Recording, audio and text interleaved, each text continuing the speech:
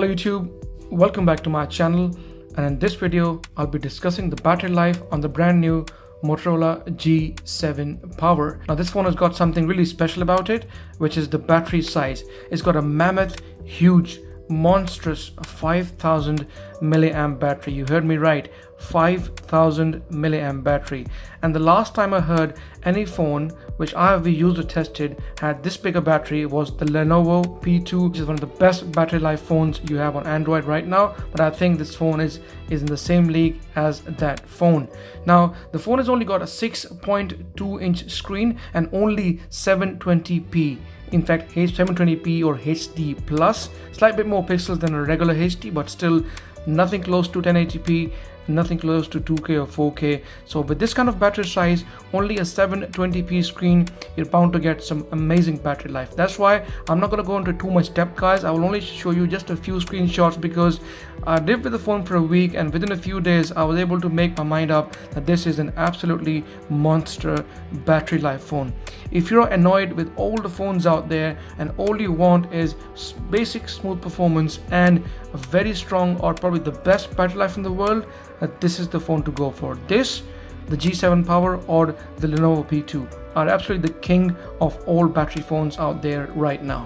Okay, so without wasting any time, let's quickly get started. Before we discuss the screen on times, let's have a look and see which version of Android this phone is running. So settings, and from here we go into system, then we go into about phone. As you can see, it is right now running Android Pie, which is fantastic, so very happy with that. Also the phone has got Snapdragon 632, slightly less power as opposed to the 636 in the G7 Plus, but still got 4 gigs of RAM, and the performance in my experience was okay. It wasn't too bad. You will have the occasional stutter or the lag here and there, but in general for basic usage and a bit more than basic, it is okay. But if you put too many apps onto it, too much pressure onto it, you will see the phone a bit jittering, a bit lagging here and there, but all in all it wasn't too bad.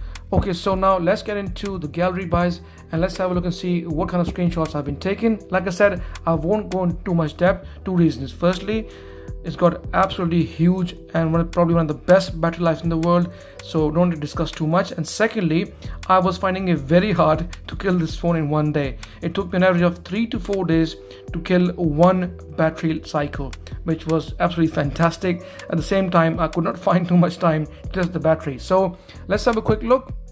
On the first screenshot, I hammered the phone from day one. I knew it's got a monster battery in it, so do as much as I possibly can to kill it, because I was pretty sure that I wasn't able to kill it in one day.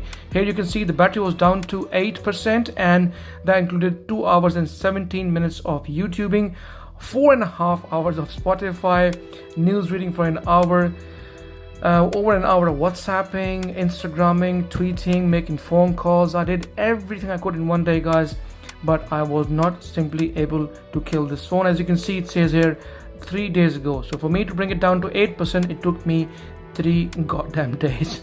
Okay, so here eventually I was able to achieve 7 hours and 46 minutes of screen on time. Now this might not look too much to you, however, you have to keep one thing in mind. It took me 3 days, and out of those 3 days there were long intervals of standby time where I didn't use the phone, like night time, during the daytime when I was at work. So please keep that in mind. However, in the next couple of screenshots you will see when I had a bit more time off to myself and I was using the phone non-stop, these figures will significantly improve. Okay, so here I was testing the standby time. As you can see, it was just past midnight on the 7th of April, and I had battery down to 18%, as you can see. And then eventually in the morning when I checked it around 10 o'clock, the battery was down to just 17% only. So all this time during the night time, it only lost just 1%, which was fantastic. Goes to show me that the Snapdragon 632 is even more efficient than the Snapdragon 636 on the G7 Plus. Okay, here once again social media, heavy social media, guys. Almost 4.5 hours WhatsApping, an hour of YouTubing, or an hour of browsing, Instagramming, hour of phone calls.